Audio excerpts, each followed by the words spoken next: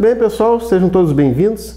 Estamos aqui para mais uma atividade, mais um vídeo da nossa segunda SEMAIAD, que é a Semana Acadêmica dos Cursos Superiores EAD da Unisc. E estamos recebendo hoje o nosso convidado, Marco Hansen, para falar um pouco do Cresci, e também dessas experiências que ele possui na área dos negócios imobiliários. E o professor Jairo, para poder falar também, contribuir aí nesse assunto dos negócios imobiliários com o Marco.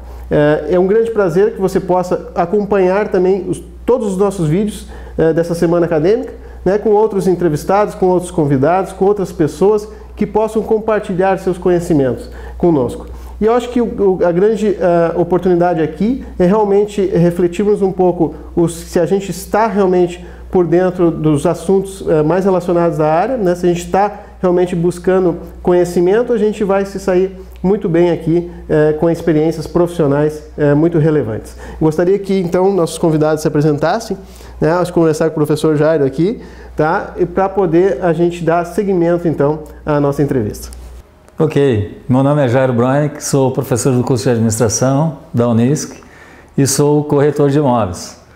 Já nós vimos em outras oportunidades, em outros vídeos, ok? Bom, inicialmente gostaria de agradecer ao professor Nicolas e ao colega, o professor Jairo, pelo convite. Me sinto lisonjeado por poder participar dessa semana acadêmica da EAD, representando, na verdade, o Conselho Regional dos Corretores de Imóveis do Estado do Rio Grande do Sul.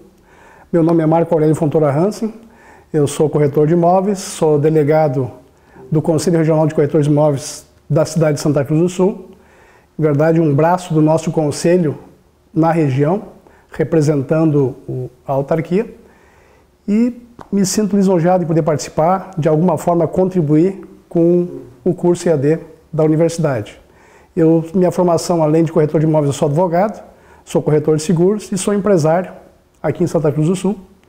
Estou à frente da delegacia desde o ano de 2007, sou corretor de imóveis desde o ano de 1989, advogado desde 1988 e tenho uma empresa imobiliária, Vivendas Negócios Imobiliários, fundada em 1991. Então, a gente puder contribuir de alguma forma com certeza. Com os amigos, aí estamos à disposição. Uma boa bagagem, Muito bem, Hansen. Assim, a gente gostaria de saber também, já que você é o delegado do Cresci aqui na nossa região, principalmente aqui na cidade de Santa Cruz do Sul, como é que funciona o Conselho Regional dos Corretores? Eles realmente têm um funcionamento, assim, uma estrutura que possibilita os profissionais, assim, não só da fiscalização em relação a quem não é profissional, para garantir realmente o mercado para os profissionais, e como é que os profissionais participam nesse conselho também, como é que funciona a estrutura do conselho, e toda essa relação aí de participação dos profissionais, E, professor Jairo fica sempre à vontade também, para poder interagir também nesse diálogo aí, nesse sentido de passar também essa visão do profissional corretor de imóveis frente ao conselho, representatividade do conselho aqui na região. Não, perfeito, Nicolas. É pertinente a pergunta e até me possibilita, às vezes, a gente esclarecer. Muitas pessoas fazem uma confusão, às vezes, do conselho, das atividades do conselho. Na verdade, o Cresci, o Conselho Regional dos Corretores de Imóveis, ele tem como funções primordiais o credenciamento e a fiscalização. O sistema, na verdade, existe o sistema COFES e Cresce no Brasil, que o COFES é o Conselho Federal dos Corretores de Imóveis. O sistema COFES-Cresce, na verdade, ele é formatado por um Conselho Federal, sitiado em Brasília, e 25 conselhos regionais estaduais. Falando pontualmente do nosso estado aqui, que é o Cresci da Terceira Região, nós temos, na verdade, 34 delegacias regionais espalhadas pelo estado do Rio Grande do Sul, que, como disse antes, é um braço do conselho, para chegar ao conselho próximo do seu cliente, que é o corretor de imóveis, e da sociedade. E nós temos a nossa delegacia regional de Santa Cruz aqui, que congrega 24 cidades da região, onde eu estou aqui à frente da delegacia aqui, sendo, na verdade, a voz do conselho em nossa região. E a formatação, na verdade, do Cresci a nível estadual são 27 conselheiros efetivos e 27 conselheiros suplentes. Tá? Esses conselheiros, na verdade, eles representam a grande maioria das cidades de nosso estado. Nós temos aqui em Santa Cruz uma particularidade, é uma das poucas cidades do estado que tem 2 conselheiros regionais, que sou eu e o colega Luiz Fernando Schirman, que é conselheiro regional também do conselho da nossa cidade. Então essa mais ou menos é a formatação do conselho. Temos, na verdade, uma sede atualmente na Borda de Medeiros, em Porto Alegre, no centro, tá? E também com parte já se deslocando. O conselho, há 2 anos atrás, adquiriu a sede do CREA, em Porto Alegre. Então vai transferir para lá toda a sua estrutura de atendimento. Já está com uma parte lá, inclusive a fiscalização já está todo nesse prédio novo, que era a antiga sede do CREA. Então, tem boas novidades para os colegas, os corretores de imóveis para os próximos anos aí, em termos de atendimento, tanto na sede quanto nas delegacias espalhadas pelo interior do estado. Sr. Jair, gostaria da sua participação assim, né? Sim. Você participa com os alunos lá, né? Nas aulas, bem nessa área dos negócios imobiliários. E agora, o que o aluno pode fazer, né? Como é que ele interage com as delegacias, no caso, com o delegado aqui da região, né? Como é que funciona a participação dele, né? Eu queria, antes disso, ainda fazer uma outra observação que eu acho interessante, porque para ser corretor de imóveis é necessário passar por um curso de especialização, um curso técnico para tal fim. Existem 2 tipos de cursos que permitem obter o CRECI. Um é o TTI, que é o técnico em transações imobiliárias, e o outro é o tecnólogo em negociações imobiliárias, que é o caso presente aqui da Unisc, que é um curso superior de EAD. A diferença entre os 2 é bastante interessante, porque o técnico em transações imobiliárias, ele não é em si um avaliador de imóveis. Já o tecnólogo, ele tem essa prerrogativa de ser um avaliador sem ter a necessidade de fazer um curso específico. E nem estágio depois, né? E nem estágio depois. Então ele tem 2 vantagens, né, excelentes, que é ter já junto no mesmo curso, esse curso também de avaliações imobiliárias, e não ter a necessidade de fazer o estágio. Nos demais casos precisa um estágio prático de 200 horas, né, para conseguir obter o CRECI. Então ele precisa do certificado de conclusão do curso, o estágio prático no caso do técnico, no nosso caso aqui não, e aí sim encaminha para o CRECI para conseguir o registro. Primeiro, aí o delegado Marco pode nos ajudar melhor. Primeiro ele vai receber um documento provisório, para depois de um determinado tempo ele conseguir o definitivo. Se você quiser complementar até em relação a isso. Bom, na verdade, assim, em termos de estrutura regional, que funciona praticamente em todo o estado, nesse mesmo formato, né, o aluno de posse dos documentos do diploma de conclusão, ele vai junto a uma de nossas delegacias, tá? Nós temos colaboradoras lá para prestar esclarecimento. No próprio site do Conselho se tem, na verdade, a possibilidade de acessar a documentação necessária. Tá? Faz todo o encaminhamento. Tá? Essa documentação é encaminhada a Porto Alegre, tá?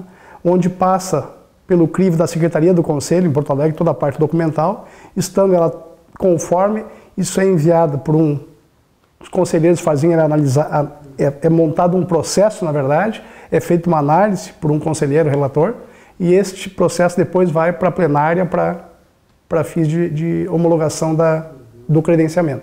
Então existe todo um processo, né, já pré-definido. Pré-definido de inscrição junto ao Conselho Regional dos Corretores de Imóveis.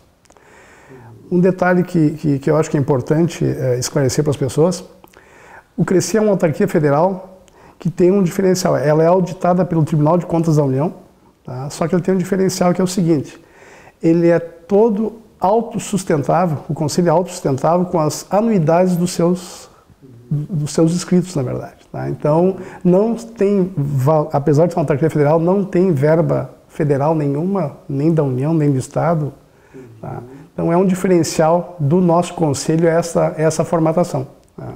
Sem contar que a profissão de corretor de imóveis, a importância dela, eu sempre faço um destaque. Nós somos uma das 30 profissões regulamentadas que existe em nosso país. Tá? E temos ainda um diferencial A única profissão que consta um capítulo específico do Código Civil sobre a corretagem é do corretor de imóveis. Tá? Então, por aí só já se tem uma ideia da importância, né, dessa profissão para a sociedade de maneira geral e na realização do sonho da casa própria de muitas pessoas. Eu acredito que nesse momento do curso os alunos devem estar curiosos em como eu vou me inserir nesse mercado de trabalho. Então, talvez o Marco possa nos dar umas orientações aí aos alunos nesse sentido, de como começar essa carreira para aqueles que ainda não estão no mercado. Desafios, né, e tudo mais. Né? Com certeza, né, professor? Eu, na verdade, assim, o aluno do EAD da Unisc, eu acho que ele já é um aluno diferenciado, tá? Porque fez a opção por uma instituição séria, tá? Esse vai ser, com certeza, um profissional da corretagem imobiliária já diferenciado. Um grande diferencial da educação à distância é isso, né?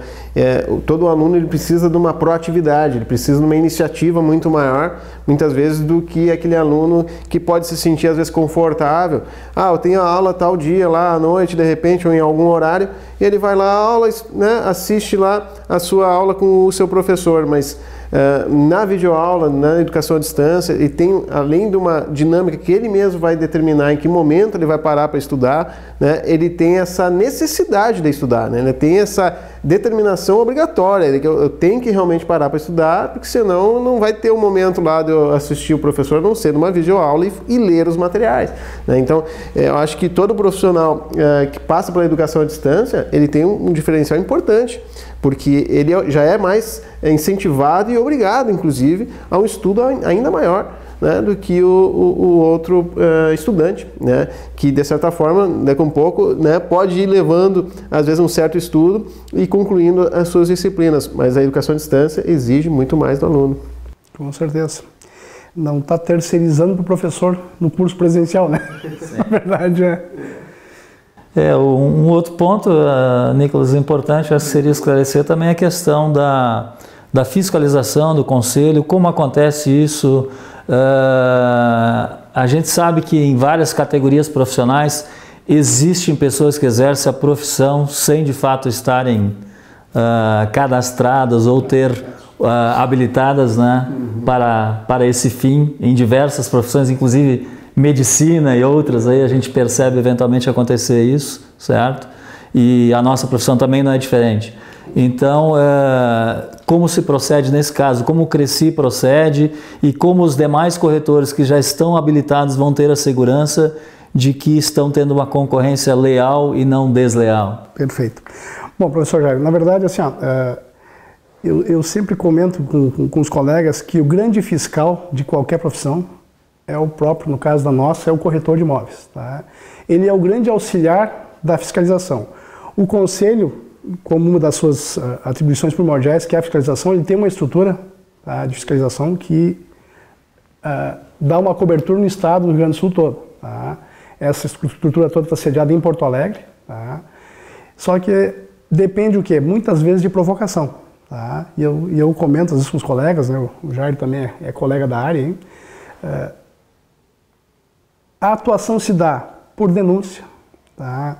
O conselho tem uma estrutura de ouvidoria que também recebe denúncias. Essa denúncia pode ser anônima. As pessoas às vezes não querem, eu não quero me incomodar, porque ela pode ser anônima. Tá? Nós temos as nossas colaboradores nas delegacias preparados para receber. Existem termos lá para serem preenchidos também. A pessoa pode fazer essa comunicação de alguma irregularidade. Tá? E o grande trabalho aí a ser feito é no combate ao exercício ilegal da profissão, que infelizmente, assim como em outras áreas também de atuação existe, na corretagem imobiliária se tem bastante.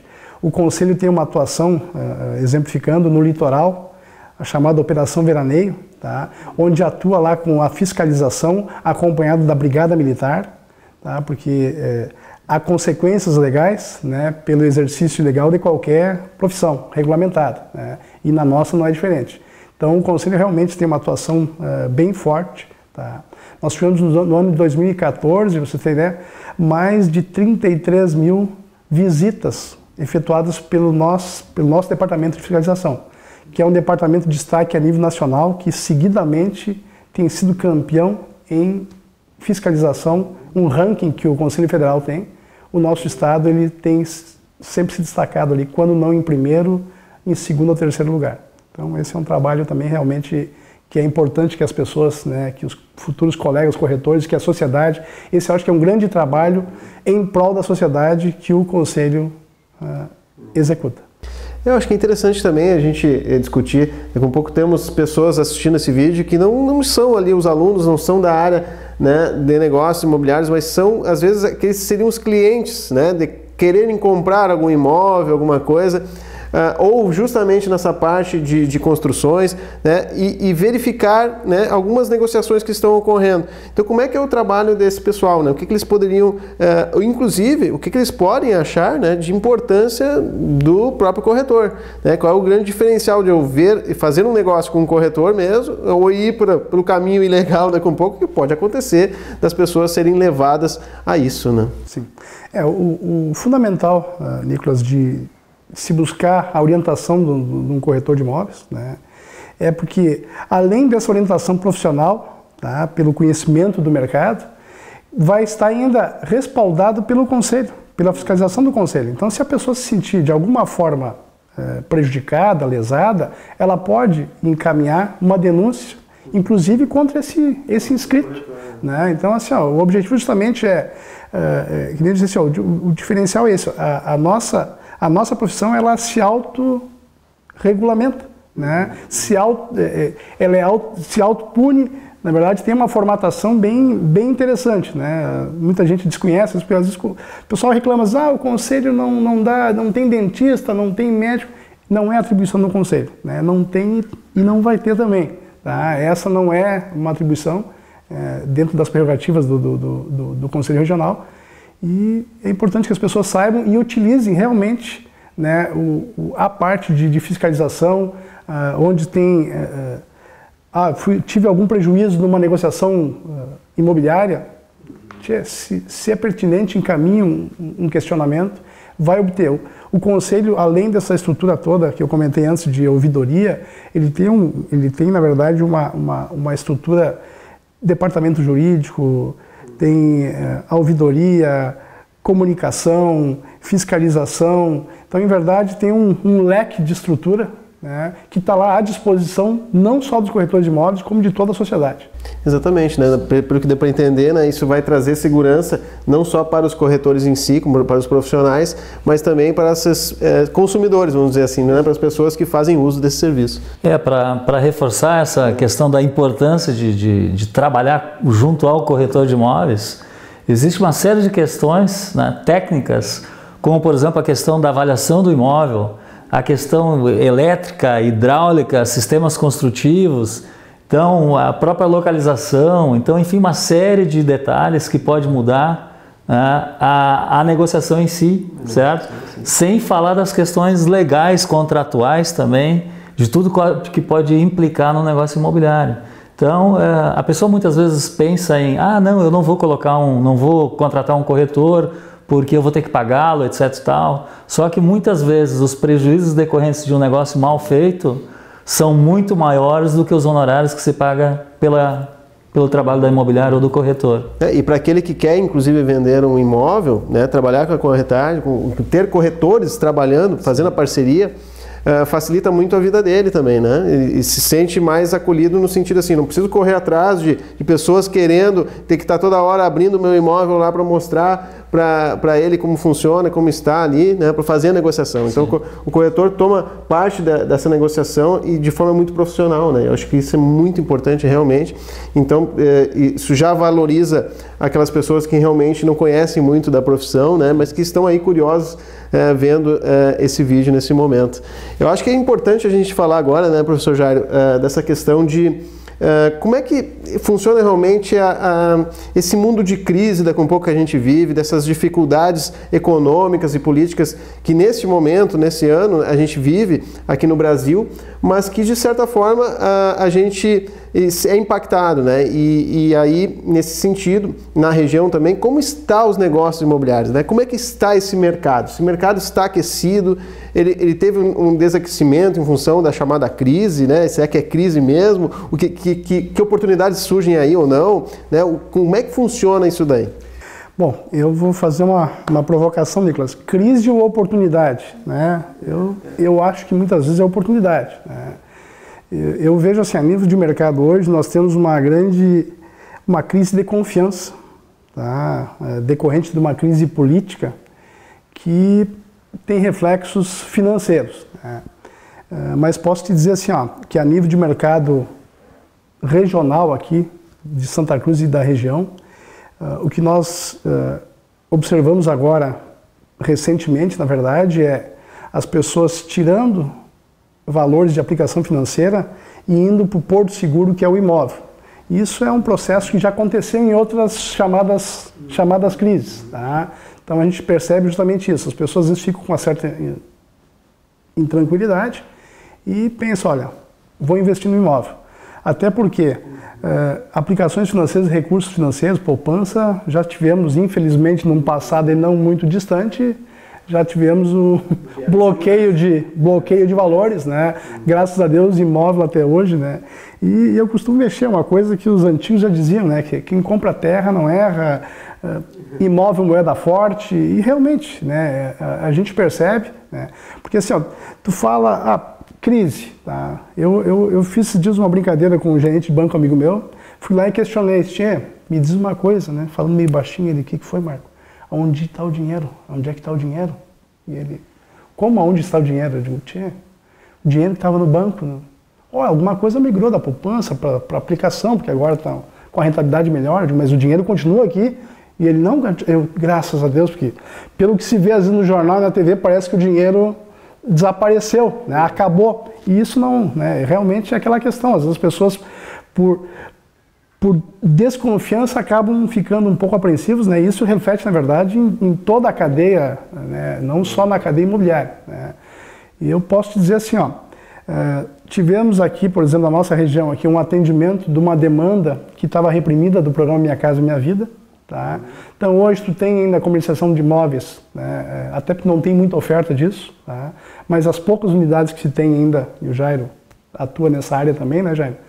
As poucas unidades que se tem procura. Tá? Agora, obviamente, como houve o atendimento de uma demanda, né, num primeiro momento, né, ela começa agora a andar um pouco mais devagar. Tá? Exatamente, deu uma estabilizada, atendeu aquela famosa lei da oferta e da procura, né? Atendeu uma certa demanda que estava reprimida, né? Que até bem pouco tempo atrás, Minha Casa Minha Vida, eu costumava mexer com os colegas corretores lá, não se vendia, tirava pedido, né? Porque tu tinha, na verdade, né, o mercado, o que não tinha antigamente, o mercado teve também um incremento e uma grande oferta de financiamento imobiliário, né? Que é o que não se tinha antigamente.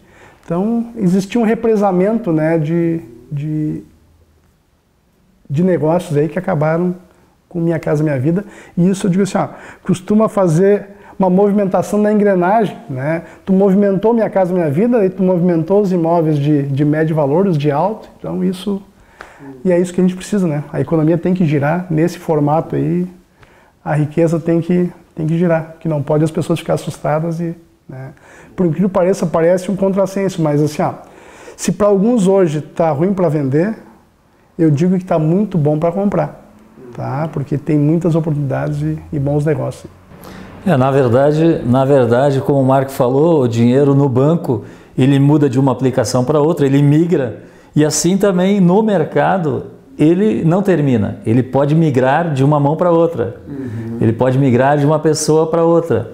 E a função do corretor justamente é identificar essas oportunidades no mercado, identificar quais são os clientes que têm disponibilidade de investimentos no mercado imobiliário. E em termos também das questões como Minha Casa Minha Vida, o que acontece? Para quem tinha dificuldade antigamente de comprar imóvel, continua tendo dificuldade. Né? E para quem tinha uma certa facilidade, esse continua, para esse não ficou difícil, certo?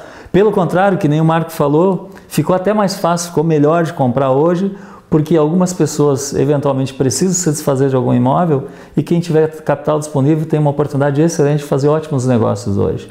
Então a coisa realmente está continuando e realmente não há mais oferta de Minha Casa Minha Vida disponível por falta de produto, né, e não por falta de compradores. Se tivéssemos hoje prédios residenciais no Rio Grande do Sul e aqui no nosso caso aqui da Unisc, aqui em Santa Cruz do Sul, prédios residenciais, Minha Casa Minha Vida, dentro do padrão e dentro do teto máximo estipulado pelo programa, com certeza temos consumidores para isso. Na área metropolitana esse movimento é assim também? Na verdade, mais... assim, o que a gente percebe, Nicolas, é assim, ó, e até eu acho que aí o Jair colocou num ponto correto ali, essa crise de confiança, tá, ela também gera nos construtores uma apreensão. O programa vai continuar, né? Muitos, por exemplo, aqui no caso da nossa região, está se aguardando uma mudança um pouco do teto do programa, tá? Até porque, tendo em vista até hoje, por exemplo, a questão construtiva, hoje as exigências das normas, né? Na questão de acústica, na questão térmica, isso gera para alguns até um pensamento, os imóveis vão baixar. Não, os imóveis vão aumentar de preço. Tá? Existe uma previsão aí pelas consultoras de que deve ter um acréscimo de 8% a 10% só para adequação à questão das normas, que já estão vigentes há mais de 2 anos, né? Que é a questão da acústica, como eu disse, a questão térmica. Tá? Então, em verdade, os consultores ficam no aguardo para ver se o governo vai continuar com o programa, se vai haver um aumento de teto, né? Até para poder fazer um investimento, né? Porque realmente, bons produtos, boa localização, sempre se tem clientela para isso. Né? Muito bem, eu acho que para a gente chegar ao final agora do nosso bate-papo aqui, acho que é sempre importante a gente deixar assim para o pessoal uma boa dica, né? Uma boa dica para esses profissionais que serão aí agora formados logo, né, pela Unisc. Também, quais seriam as dicas para atuar nessa área, assim, para ter uma boa rentabilidade, uma boa vantagem, enfim, um bom relacionamento com clientes, né? Quais seriam as dicas que vocês, como profissionais, poderiam deixar para nossos pessoas que estão estudando, para os profissionais que estão assistindo esse vídeo, enfim, né, que estão buscando esse conhecimento? Se me permite, eu vou começar, né, pegando esse gancho assim dos meus mais de 35 anos de experiência em vendas, né, e depois o Marco pode complementar com a área mais específica da área imobiliária. Assim, primeiro, conhecimentos, o famoso chá. Conhecimentos, habilidades e atitudes, certo? Então, conhecimentos do mercado, dos produtos, dos serviços, dos fornecedores, da concorrência, certo? Políticas de preço, políticas de marketing, certo? Então, todo esse conjunto de conhecimentos necessários para ser um bom profissional. A questão das habilidades todas, habilidades técnicas, habilidades de interrelacionamento, habilidades comerciais, enfim, é um conjunto grande, né? E a questão das atitudes, tá? Tanto da questão de proatividade, interatividade, capacidade de negociação, habilidade de negociação, a questão de posicionamento no mercado. O profissional ele tem que saber como ele quer ser visto no mercado. Então ele precisa se portar dessa maneira. Se ele quer ser visto como uma pessoa correta, coerente, honesta, ele precisa ser dessa forma. Então a atitude vai fazer a diferença. Existem muitos profissionais no mercado, existe muita concorrência, mas só os bons se destacam. E os bons são resultado de um bom conjunto do chá, certo? Então os que tiveram a melhor atitude e não deixarem de se aprimorar nunca, não deixarem de estudar nunca, né, de buscar o conhecimento, é que vão ter destaque no mercado. Muito bom, gente. Valeu. E aí, eu complementaria o que o colega Jairo referiu, principalmente na nossa área de atuação do Conselho, tá? É a conduta ética. Tá? A pessoa realmente ter uma postura, né, de buscar sempre o melhor negócio para o seu cliente. Tá? As parcerias, eu acho que são fundamentais também. Tá? O corretor ele tem que ter a consciência e a noção da sua responsabilidade. Isso eu mencionei antes, o Código Civil, é só olhar lá no capítulo da corretagem. Tá?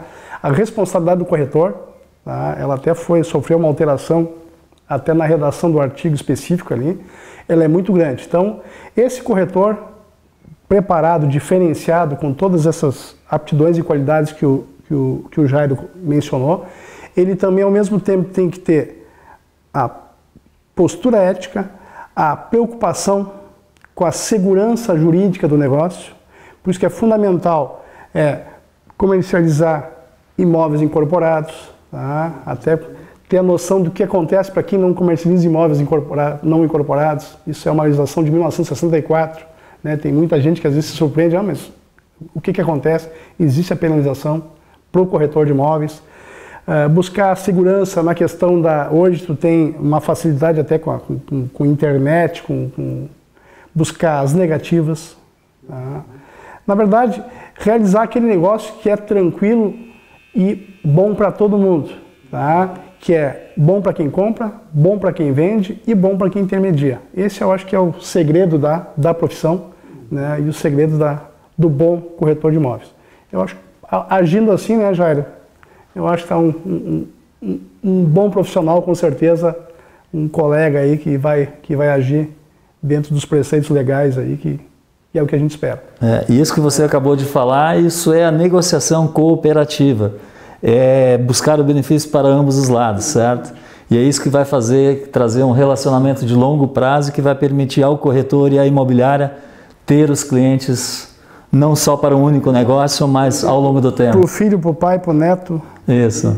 É o que a gente acaba conseguindo. Muito obrigado, Marco. Satisfação. Grande prazer, grande satisfação. Obrigado. Sua presença. Valeu.